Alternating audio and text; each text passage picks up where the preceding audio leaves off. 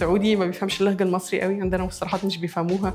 حاسه انه الهويه بس هي مجرد تايبوجرافي وكلام بالعربي او لوجز بالعربي وبس، ولا الهويه دي لازم تكون موجوده في كل يعني انحاء الحياه، يعني مش بس في التايبوجرافي؟ كتر ما الناس بتركز قوي على الثقافات الغربيه بننسى احنا مين، وبننسى اصل ان احنا عندنا هويه اكبر بكتير، اروع، فيها حاجات فعلا تتقال، في مصطلحات عربي احسن بكتير جدا من الانجليش. عندنا كلمه بالانجليزي ليها 10 معاني بالعربي. للعرب لازم تفكري هل انا بكلمهم باللهجه الصح؟ في ناس بتتكلم بلهجات مختلفه. السعودي ما بيفهمش اللهجه المصري قوي، عندنا مصطلحات مش بيفهموها. ساعات في دول خليجيه في مصطلحات بينها مختلفه، فاحنا لما بنيجي نخاطبهم بنشوف هنخاطبهم ازاي، نشوف هنوجه لهم الكلام ازاي. فبالنسبه لي العربي اكتر ما هو يعني اكتر ما هو حرف او اكتر ما هو لوجو مكتوب بالخط العربي، بل هي موضوع اعمق بكتير جدا.